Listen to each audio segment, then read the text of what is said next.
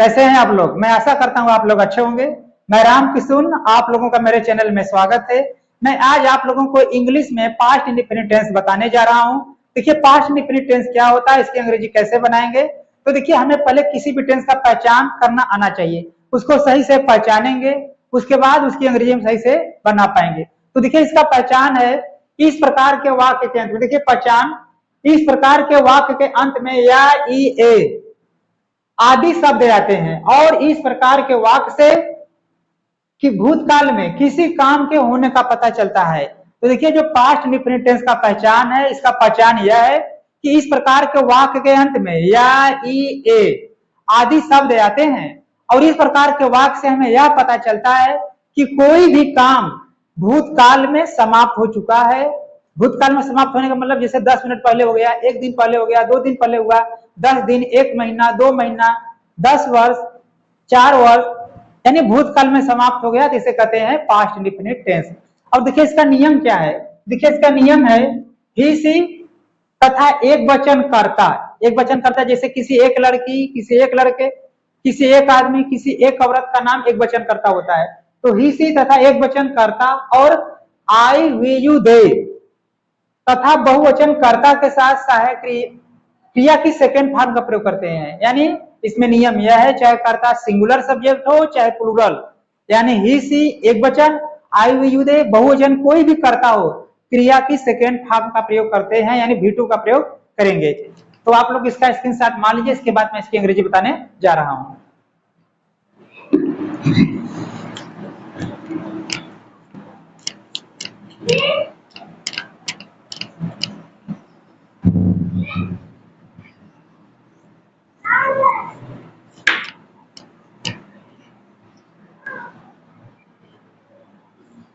देखिए इसका क्रम होगा अनुवाद बनाने का, स्ट्रक्चर।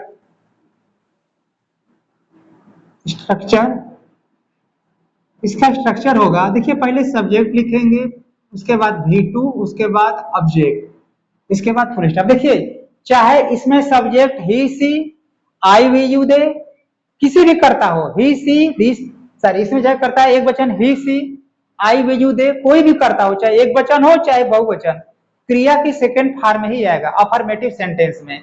देखिए जैसे वह क्रिकेट खेला,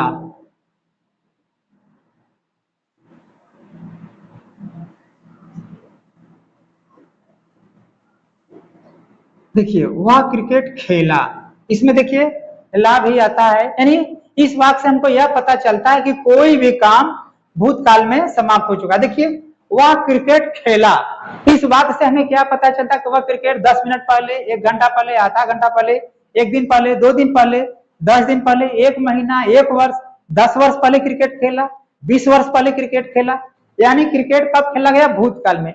यह काम भूतकाल में समाप्त हो गया है, तो ये हो गया पास्ट इंडेफिनिट टेंस। इसमें हमको देखिए ये नहीं पता चलेगा कब हुआ, भूतकाल में हुआ है, चाहे 1 दिन पहले हुआ हो, 10 दिन पहले हुआ हो, 1 वर्ष पहले हुआ हो, 1 महीने हुआ हो, या 10 साल पहले हुआ हो, 20 साल पहले हुआ, 50 साल पहले हुआ, लेकिन काम भूतकाल में हुआ है, तो हो गया पास्ट इंडेफिनिट टेंस। तो देखिए इसमें नियम मैंने बताया, चाहे कर्ता सिंगुलर सब्जेक्ट हो, चाहे एक वचन हो, चाहे कर्ता बहुवचन हो, सबके साथ क्रिया की सेकंड फॉर्म ही आएगा। तो देखिए वह के लिए आएगा ही। अब देखिए ही एक वचन करता है। अब देखिए इसमें क्या स्ट्रक्चर में है, सब्जेक्ट के बाद V2 यानी क्रिया की सेकंड फॉर्म। क्रिया क्या है, खेलना, तो खेलने का फर्स्ट फॉर्म होता है प्ले, सेकंड फॉर्म होता है प्लेड, तो यहाँ पर लिखेंगे प्लेड, PLAYED, प्लेड। इसके बाद ऑब्जेक्ट क्या है, क्रिकेट, तो लिखेंगे क्रिकेट, इसके बाद full stop, he played cricket, वह क्रिकेट खेला। दूसरा देखिए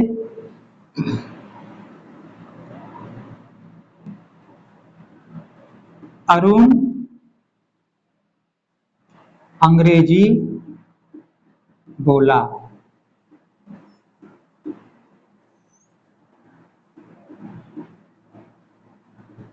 देखिए अरुण अंग्रेजी बोला, ये देखिए पास्ट, अरुण लड़के का नाम है, एक वचन लड़का है, एक वचन करता है, और देखिए अंग्रेजी बोला यानी वह अंग्रेजी 10 मिनट पहले, 1 घंटा पहले, 1 दिन पहले, 10 दिन पहले, 1 महीना पहले, 1 वर्ष पहले, 10 वर्ष पहले बोला, लेकिन बोला अंग्रेजी कब, भूतकाल बोला, पास्ट टेंस हो गया, ये पास्ट टेंस की बात बता रहा है। तो यहाँ पर लिखेंगे अरुण के लिए लिखेंगे अरुण देखिए एक वचन करता है, इसके बाद क्रिया क्या है, बोलना, तो बोलने का सेकेंड फॉर्म होगा स्पोक। Arun spoke English. इसके बाद फुल स्टॉप। देखिए अरुण करता है, एक वचन है अरुण, इसके बाद बोलने का अंग्रेजी होता है स्पीक है, इसका सेकेंड फॉर्म होता है स्पोक, SPOK। स्पोक ऑब्जेक्ट है, इंग्लिश हो गया इंग्लिश। तो देखिए इसमें चाहे करता एक वचन हो चाहे बहुवचन, क्रिया की सेकेंड फॉर्म आती है। अगला देखते हैं, तुम एक पत्र लिखे।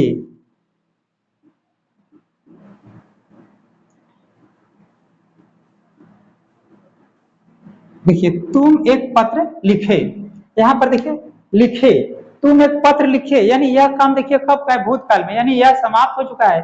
एक दिन पहले लिखे, 10 दिन पहले लिखे, एक महीने लिखे, एक वर्ष पहले लिखे, यानी भूतकाल में तुमने पत्र लिखा, यह काम भूतकाल में है, पास्ट इंडिफिनिट टेंस है। तो यहाँ देखिए इसकी अंग्रेजी बनाने के लिए देखिए क्या करेंगे, यहाँ पर देखिए कर्ता तुम के लिए आएगा यू। अब देखिए यू यहाँ पर बहुवचन करता है, यू क्या है, बहुवचन करता है। इसके लिए बहुवचन कर्ता के बाद, बहुवचन कर्ता के साथ भी क्रिया की सेकेंड फॉर्म ही आएगा। तो क्रिया क्या है यहाँ पर, लिखना, तो लिखने की फर्स्ट फॉर्म होता है राइट, इसका सेकेंड फॉर्म लिखेंगे wrote, WROT। You wrote, you wrote क्या लिखे, एक पत्र, ऑब्जेक्ट है एक पत्र, तो लिखेंगे अ लेटर। इसके बाद full stop. You wrote a letter, तुमने एक पत्र लिखा, तुम एक पत्र लिखे, तुमने एक पत्र लिखा, एक ही बात है। यू करता देखिए तुम के लोग यू बहुवचन करता है, बहुवचन करता हो चाहे एक वचन करता हो, क्रिया के सेकेंड फॉर्म आएगा, तो राइट का सेकेंड फॉर्म रोट। अब क्या लिखा, एक पत्र तो हो गया और लेटर। तो मैं आशा करता हूँ आपको समझ में आ रहा है, आप लोग इसका स्क्रीनशॉट मान लीजिए। इसके बाद मैं इसका नेगेटिव सेंटेंस बताने जा रहा हूँ कि नेगेटिव सेंटेंस कैसे बनता है।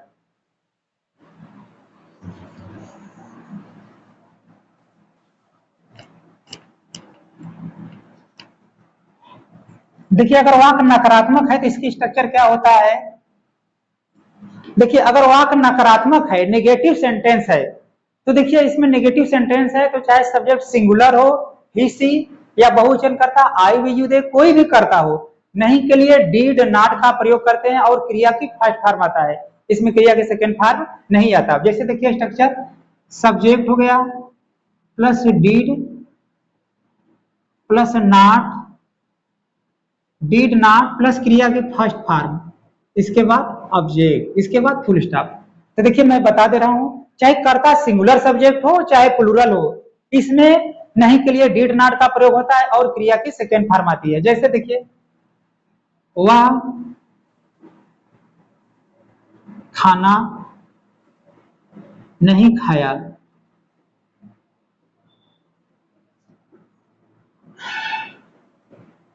देखिए वह खाना नहीं खाया, यानी ये देखिए वह पास्ट टेंस का है, ये भूतकाल की बात बता रहे कि वह खाना नहीं खाया, एक दिन पहले, 2 दिन पहले, 10 दिन, महीना भर पहले, 1 वर्ष पहले, 10 वर्ष पहले, 20 वर्ष पहले, भूतकाल की बात है, यानी वह खाना नहीं खाया, भूतकाल की बात है। देखिए यहाँ पर नहीं शब्द गया निगेटिव, तो इसकी अंग्रेजी कैसे बनेगा, देखिए वह हो गया ही, अब नहीं है तो लिखेंगे did not, did not, he did not. अब देखिए मेन वर्ब है खाना, खाने का अंग्रेजी क्या होता है, ईट, तो लिखेंगे ईट। ही डिड नॉट ईट, अब क्या नहीं खाया, खाना तो हो जाएगा फूड, ऑब्जेक्ट है फूड, इसके बाद full stop. He did not eat food, वो खाना नहीं खाया। देखिए डिड नॉट को हम डिडंट भी लिख सकते हैं, डिडंट, देखिए यहाँ पर कामा लिख देंगे, देखिए ही डिडंट ईट फूड, वो खाना नहीं खाया। तो चाहे डिड नॉट का प्रयोग करें चाहे डिडंट का, दोनों प्रकार से सही है। अब देखिए आगे, हम पतंग नहीं उड़ाए,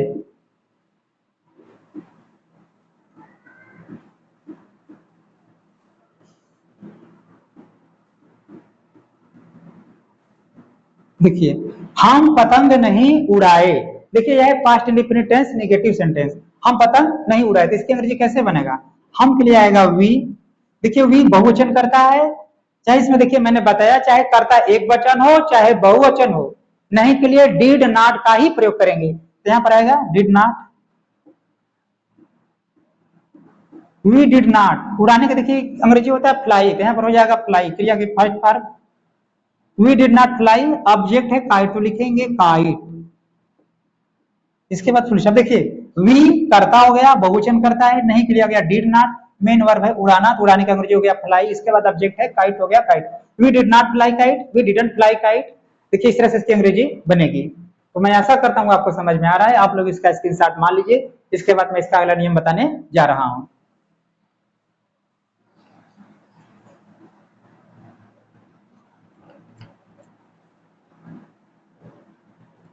देखिए इसका अगला नियम है, अगर देखिए अगर इसमें कभी नहीं शब्द आए, जैसे वह कभी नहीं क्रिकेट खेला, वह कभी नहीं खाना खाया, वह कभी नहीं विद्यालय गया, अगर इस तरह के अगर वाक्य हो तो देखिए अगर कभी नहीं अगर आए सेंटेंस में तो कभी नहीं के लिए नेवर का प्रयोग करते हैं और इसमें क्रिया की सेकेंड फॉर्म लिखेंगे।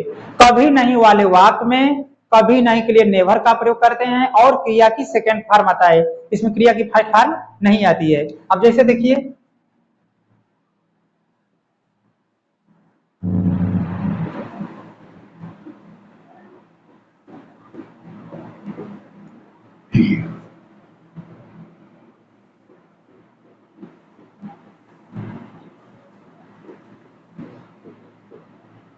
देखिए वह कभी नहीं गाना गाई, देखिए पास्ट टेंस में वह कभी नहीं गाना गाई। देखिए अगर कभी नहीं तो यहाँ पर देखिए कभी नहीं के लिए नेवर का प्रयोग करेंगे, तो लिखेंगे देखिए वह कभी नहीं गाना गाई। लड़की है तो यहाँ पर लिखेंगे वह के लिए सी।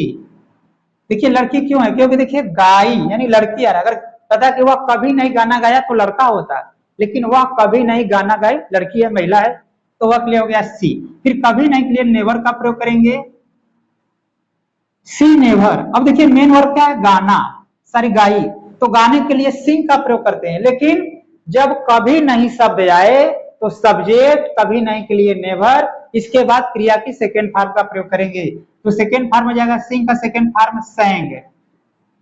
सी नेवर सैंग ऑब्जेक्ट है अ सॉन्ग, तो लिखेंगे सॉन्ग, इसके बाद full stop. She never sang a song, she never sang song, वो कभी नहीं गाना गाई। इसका स्ट्रक्चर देखिए हो जाएगा सब्जेक्ट प्लस नेवर प्लस देखिए क्या होगा V2, इसके बाद ऑब्जेक्ट। ये देखिए कभी नहीं वाले वाक्य का स्ट्रक्चर है। अगर वाक्य में कभी नहीं शब्द आए तो चाहे सब्जेक्ट सिंगुलर हो चाहे प्लूरल हो, सब्जेक्ट लिखेंगे, कभी नहीं के लिए नेवर का प्रयोग, जो क्रिया है उसका सेकेंड फॉर्म, उसके बाद ऑब्जेक्ट का प्रयोग करेंगे। का एग्जाम्पल देखते हैं, जैसे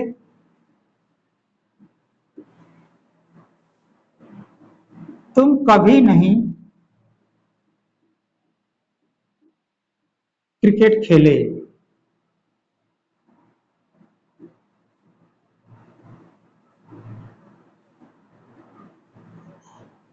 देखिए तुम कभी नहीं क्रिकेट खेले, देखिए कर्ता तुम है, यहाँ पर आ गया कभी नहीं, और देखिए पास्ट टेंस में है, ये पास्ट इंडेफिनिट टेंस में है, और देखिए वाक्य में नकारात्मक है कभी नहीं है, और देखिए कभी नहीं वाले वाक्य में डिड नॉट का प्रयोग नहीं होता है। तो देखिए तुम के लिए हो गया यू बहुवचन करता है, इसके लिए देखिए कभी नहीं लगेगा नेवर, यू नेवर। अब क्या किए खेले, तो यू नेवर प्ले का हो जाएगा second form played, you never played cricket, object है क्रिकेट तो हो जाएगा क्रिकेट, इसके बाद फुल स्टॉप। देखिए तुम के लोग यू बहुवचन करता है, चाहे इसमें एक वचन करता हो चाहे बहुवचन, कभी नहीं के लिए नेवर का प्रयोग करेंगे यू नेवर। इसके बाद देखिए जो खेलना है इसका सेकंड फॉर्म होगा प्लेड, PLAYED, ऑब्जेक्ट है क्रिकेट तो क्रिकेट। तो इस तरह से इसकी अंग्रेजी बनेगी। मैं आशा करता हूँ आपको समझ में आ रहा है। आप लोग इसका स्क्रीनशॉट मान लीजिए, इसके बाद मैं इसका इंट्रोगेटिव सेंटेंस बताने जा रहा हूँ।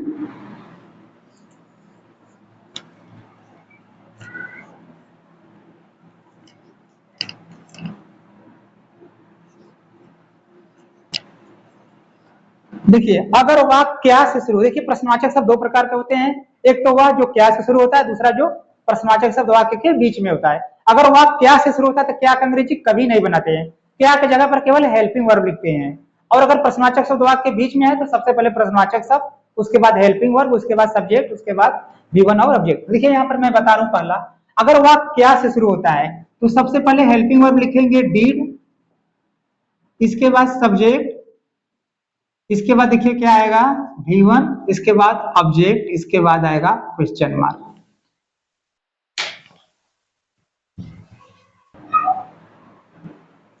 देखिए अगर वाक्य क्या से शुरू हो तो इसकी अंग्रेजी बनाने के लिए सबसे पहले लिखेंगे हेल्पिंग वर्ब डीड, चाहे सब्जेक्ट सिंगुलर हो चाहे प्लूरल हो, सब्जेक्ट हेल्पिंग वर्ब लिखेंगे डीड, इसके बाद सब्जेक्ट, इसके बाद क्रिया की फर्स्ट फॉर्म, ऑब्जेक्ट और क्वेश्चन मार्क। तो देखिए कैसे इसकी अंग्रेजी बनेगा।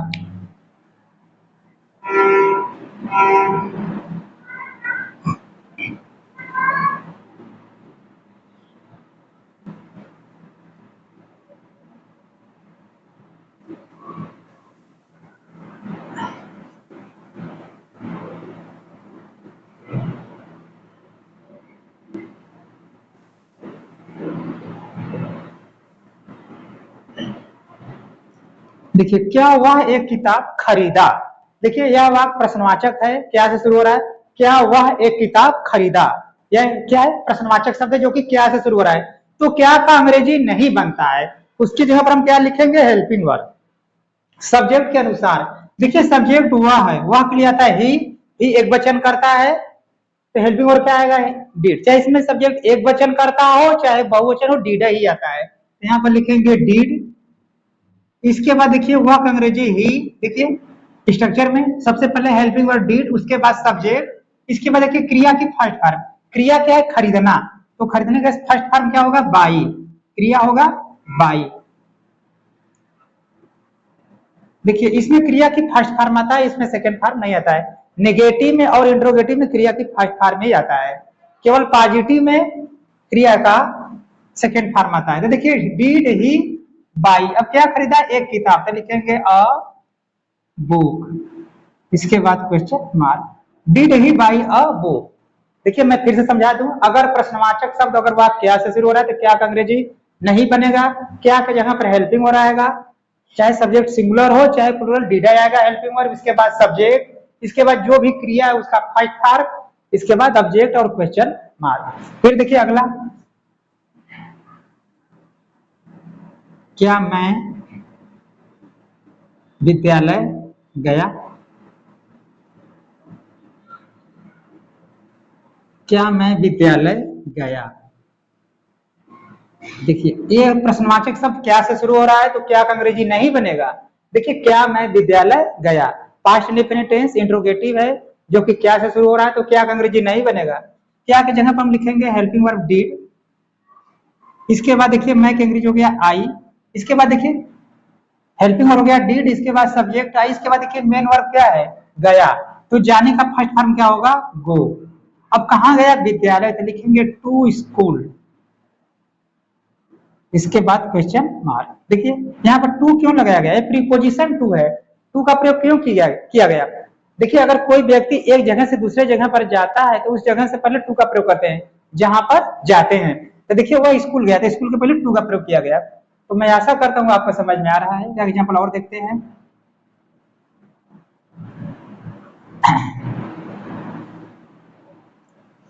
क्या राहुल नाचा। देखिए क्या राहुल नाचा, पास्ट इंडेफिनिट टेंस है जो कि क्या से शुरू हो रहा था, क्या का अंग्रेजी नहीं बनाएंगे, क्या के जगह पर हम हेल्पिंग वर्ब लिखेंगे तो हो जाएगा डिड। इसके बाद देखिए सब्जेक्ट क्या है, राहुल, तो लिखेंगे राहुल।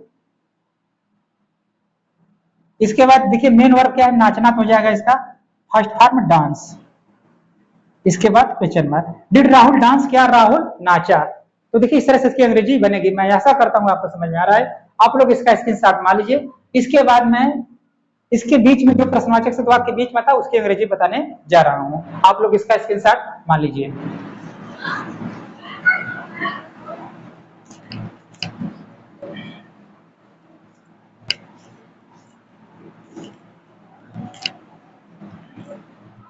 देखिए अगर प्रश्नवाचक शब्द अगर वाक्य के बीच में हो तो सबसे पहले हम प्रश्नवाचक शब्द की अंग्रेजी लिखते हैं।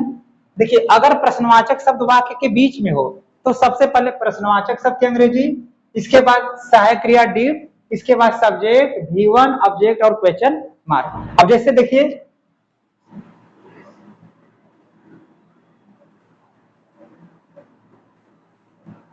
तुम क्यों इतिहास पढ़े।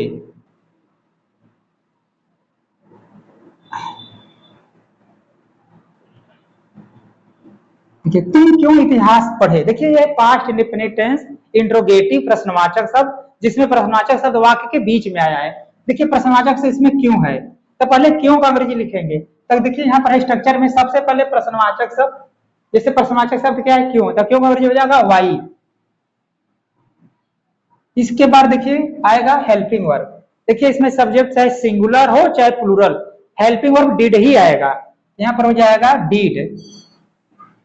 इसके बाद देखिए क्या आएगा, सब्जेक्ट, सब्जेक्ट क्या होगा, तुम क्या कीजिए यू। इसके बाद देखिए मेन वर्ब क्या है, पढ़ना, तो पढ़ने का अंग्रेजी क्या होगा, रीड। इसके बाद क्या पढ़ा, ऑब्जेक्ट है इतिहास, तो लिखेंगे हिस्ट्री। हिस्ट्री, इसके बाद क्वेश्चन मार्क। और देखिए प्रश्नवाचक शब्द क्वेश्चन मार्क का लगाना बहुत जरूरी है, अगर ये नहीं लगाएंगे तो भी हमारा अनुवाद गलत माना जाएगा, तो क्वेश्चन मार्क हमेशा लगाइए। अब देखिए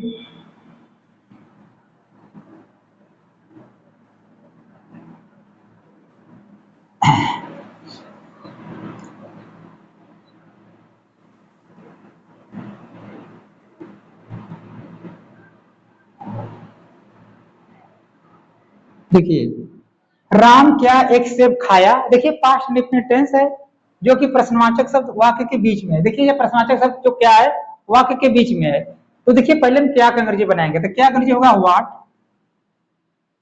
इसके बाद देखिए आएगा हेल्पिंग वर्ब। हेल्पिंग वर्ब क्या होगा, कर्ता के अनुसार। देखिए कर्ता हमारा राम है, देखिए मैंने बताया है इसमें चाहे सब्जेक्ट सिंगुलर हो चाहे प्लूरल, हेल्पिंग वर्ब डिड ही आएगा, तो होगा व्हाट डिड। ये देखिए कर्ता क्या है राम, तो लिखेंगे राम। इसके बाद देखिए क्या है मेन वर्ब खाना, तो खाने का फर्स्ट फॉर्म होगा ईट। इसके बाद ऑब्जेक्ट क्या है एक सेब, तो लिखेंगे एन एप्पल। इसके बाद क्वेश्चन मतलब देखिए मैं फिर से समझा दूं, देखिए यहाँ पर प्रश्नवाचक शब्द वाक्य के बीच में क्या है, तो पहले क्या का अंग्रेजी आ गया व्हाट, इसके बाद हेल्पिंग वर्ब डिड आ गया, फिर सब्जेक्ट कर्ता राम है तो राम, इसके बाद मेन वर्ब है खाना तो खाने का फर्स्ट फॉर्म ईट, इसके बाद ऑब्जेक्ट है एक शब्द हो गया एन एप्पल। देखिए यहाँ पर एन क्यों आया, देखिए एन माने भी एक होता है, ए माने भी एक होता है, लेकिन ये जो ऑब्जेक्ट है, ऑब्जेक्ट का पहला अक्षर, ऑब्जेक्ट का पहला अक्षर अगर वावेल है स्वर है तो एक के लिए एन का प्रयोग करते हैं, अगर ऑब्जेक्ट का पहला अक्षर कॉन्सोनेंट यानी व्यंजन है तो एक के लिए ए का प्रयोग करते हैं। तो देखिए इस तरह से इसकी अंग्रेजी बनेगी। मैं आशा करता हूं आपको समझ में आ रहा है, आप लोग इसका स्क्रीन शॉट मार लीजिए, और यदि आपको मेरा वीडियो अच्छा लगे तो आप इसे लाइक कीजिए, शेयर कीजिए, सब्सक्राइब कीजिए। धन्यवाद।